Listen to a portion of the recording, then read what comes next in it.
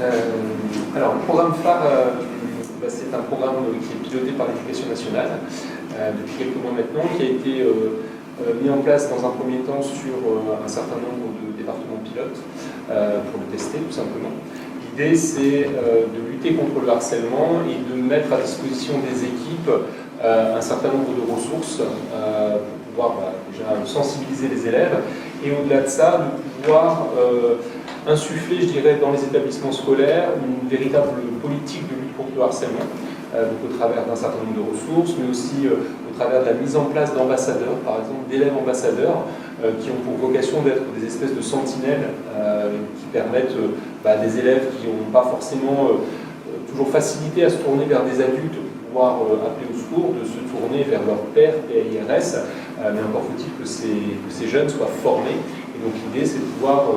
accompagner un certain nombre de jeunes volontaires, de les former à ces problématiques de harcèlement pour les aider à repérer des élèves harcelés et aussi pour savoir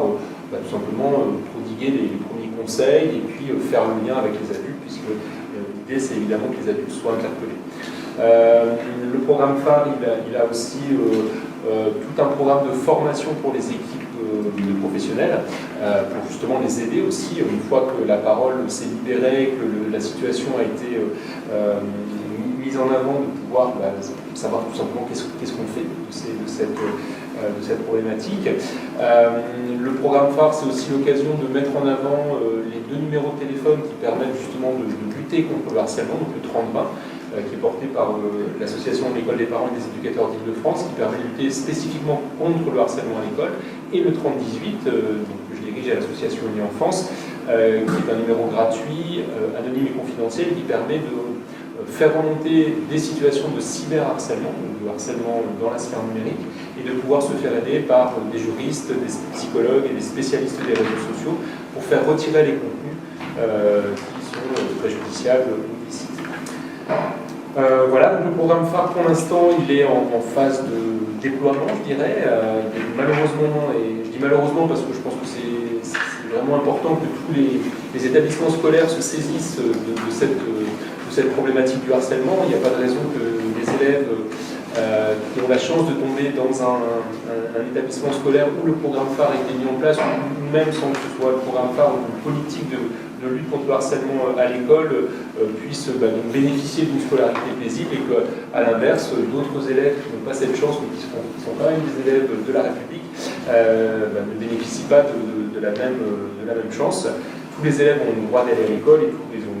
élèves ont le droit de pouvoir bénéficier d'une scolarité sans inquiétude et sans l'impression d'être menacé. Donc à partir de septembre 2022, le programme phare sera obligatoire dans tous les établissements scolaires. Et donc il y aura vraiment, j'espère en tout cas, une appropriation de toutes les équipes. À l'association e-enfance, on forme les élèves ambassadeurs, on forme les équipes. J'ai oublié de dire d'ailleurs que dans le programme phare, il est prévu aussi des référents harcèlement, puisque j'ai parlé des référents élèves et des ambassadeurs, mais il y a aussi des référents harcèlement qui ont pour vocation aussi de se former et puis je dirais de mettre en synergie toutes les forces, les acteurs qui sont impliqués dans ce harcèlement, parce qu'on se rend bien compte que si on agit seul, on n'y arrive pas, mais que si on est toute une chaîne d'action,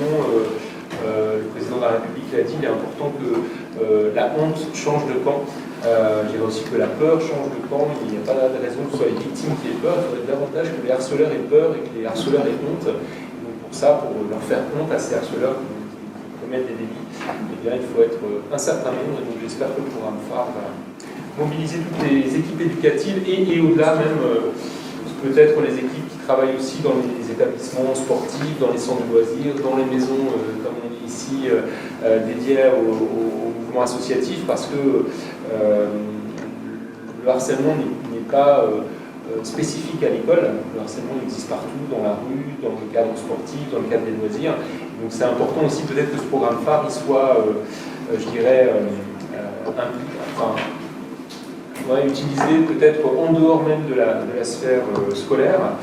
Et puis parce que j'ai lu récemment que,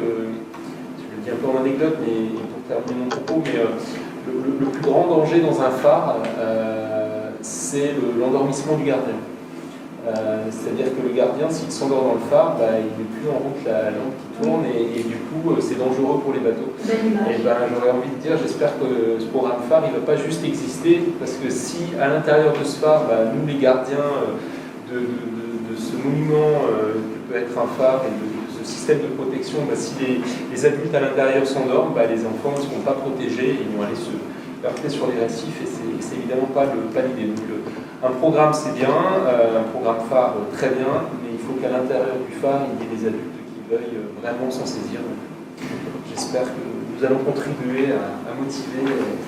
tous ceux qui nous écouteront à lutter contre ce phénomène.